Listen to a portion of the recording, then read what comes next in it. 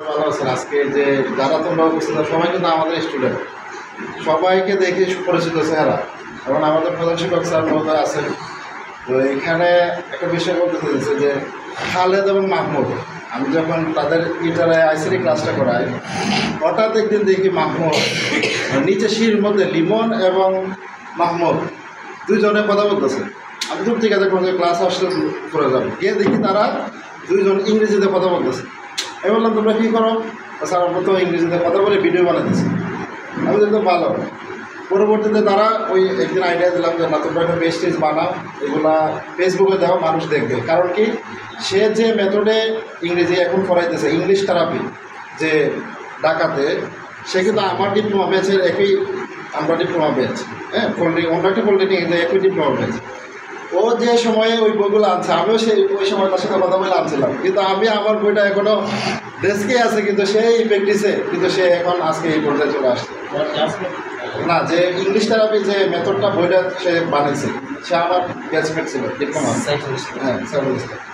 তো আমি কিন্তু ওইটা রাখা দিছি, কিন্তু প্র্যাকটিস করার সময় বা খোলাতে পারি না, কিন্তু সে আজকে এই পর্যায়ে একটা প্রতিষ্ঠান খুলে ফেলছে।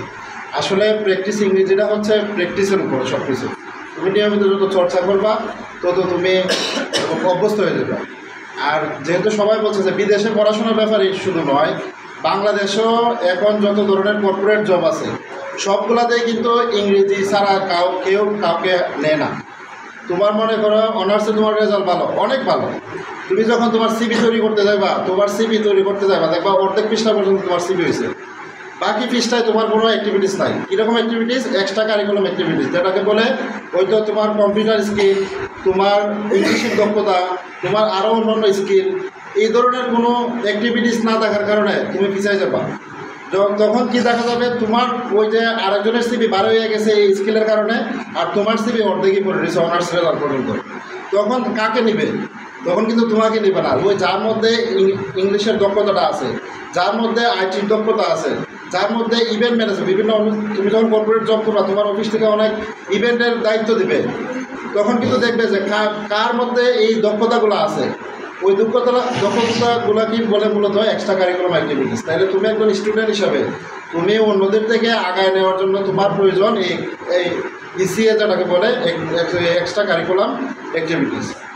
তো সে এই যে আজকে জগদীশপুরে মফস্বল এলাকাতে এটা দিছে, কিন্তু আমার অনেক পরিচিত আছে ইংরেজি শিখতে চায়, হবিগঞ্জে গিয়ে এত দূর যায়, হ্যাঁ মাধবপুরে এত একটা এরকম নাই, হ্যাঁ আইটিএস শিখতে যায়। আমি স্যারও জানে যে আমি একবার আইটিএসে ভর্তি হয়ে গেছিলাম, তারপরে দেখা যায় কি ওই সময় আইটিএসের শুধুমাত্র টেকনিক শেখায়, তোমাকে ইংরেজি শেখাবে না। ওইখানে তুমি ইংরেজি ভালো জানো, লিখতে পারো, বলতে পারো, ওইগুলোর অ্যাভারেজ করে তোমার এক টেকনিক শেখাই দেবে তুমি কীভাবে আইটিএস এক্সামে পাস করবা। কিন্তু তোমাকে যে ইংরেজির যে পরিপূর্ণ একটা দক্ষতা, এটা কিন্তু আগে থেকে একটা প্রিপারেশন নিয়ে যেতে হবে। তো সে তার কোর্সে ওই জিনিসটা রাখছে যে প্রি আইটিএস, হ্যাঁ এটা যারা আগে থেকে স্পিকিং, রাইটিং, লিসেনিং ভালো শিখে, তখন যদি তুমি আইটিএস এক্সামে যাও তখন ভালো একটা স্কোর করতে পারো। বা অনেকে কিন্তু শখে চলে যায় গিয়ে আইটিএস ভর্তি হয়ে গেলাম, কিন্তু ভর্তি হওয়ার পরে অনেকটাই সমস্যা করে যায় গ্রামাটিকের, লেখার ক্ষেত্রে, বলার ক্ষেত্রে।